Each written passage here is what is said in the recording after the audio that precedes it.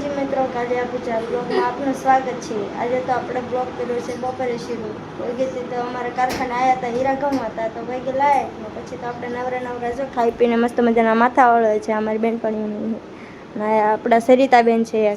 પછી તો ગરમી થતી એટલે આપણે વયા ગયા બહાર ને તો અહીંયા જો મસ્ત મજાનું વરસાદનું વાતાવરણ છે ને આ છે અમારી શેઠની છોકરી એટલે કે મારી બેનપણી અને આ છે અમારા ગામનું વાળીનાથનું મંદિર। જો હજી અહીંયા કામકાજ ચાલુ છે કલર કરવાનું। કોણ કોણ અહીંયા આવે છે દર્શન કરવા કોમેન્ટમાં જરૂરથી જણાવજો। ને અમારી શેઠાણી જો વાડીએથી બળતણનો ભારો લઈને આવેલા છે। પછી તો આપણે આવી ગઈ છે લાઈટ ને આપણે હવે કારખાનામાં હીરા ઘસવા આવ્યા જઈએ। મારા બ્લોગમાં તમે એન્ડ સુધી બન્યા રહેજો। પછી તો આપણે કારખાનામાં આવીને હીરા ઘસવા બેસી ગયા। આ બાજુ આપણે સરિતાબેન બેઠા ને આ બાજુ આપણે સાંજ પડતા ને ઘરે પહોંચી ગયા છીએ। આજે તો આપણા દયાબેનનો બર્થડે છે એટલે તો દાળ બાટીનો પ્રોગ્રામ છે। આ છે આપણા દયાબેન જેમનો છે બર્થડે। હેપી બર્થડે લખવાનું ભૂલતા ને કોમેન્ટમાં જરૂરથી બધા લખજો। આપણે બાંજીવાળો છે લોટ, સાપડીનો આંકર બનાવવાની છે સાપડી અને દયાબેન જો બધું ટમેટું ને એવું મળવા બેસી ગયા છે અને આ બાજુ તો મીઠો લીમડો ને એવું લાવીને મૂકી દીધું છે અને દાળ બાફવા જે તો આપણા આવી ગયા પાણી બાજુ દયાબેન ને જો ધાણા નથી મળવા દેતા। એ માહી હાય કર દે, હાય હાય જો કેમ છે ને એકદમ સમજદાર મારી જેવી મારી ભાણી જો।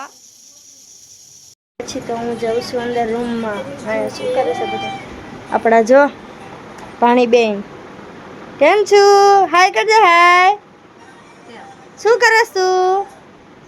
આપણા દયાબેન તો જો સુઈ ગયા છે બર્થડે ગર્લ અને આપણા સરિતાબેન ફોન જોવે છે રીલું અને આને તો જો ને નખરા ન ખૂટે। અચ્છા ગોપીબેન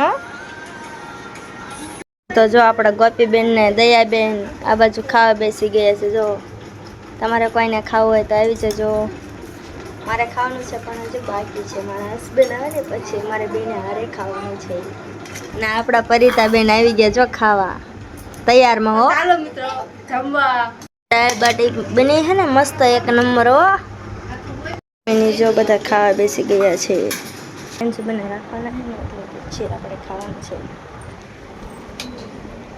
આપણા ટેન્સુબેન તો જો ડૂટી ફૂટીને સેવ ખાય છે। હાય કરી દે ટેન્સુ, એમ કહી દે તમારે ખાવું હોય તો હાલો ટેન્સુ, એમ કે તમારે ખાવું હોય તો હાલો।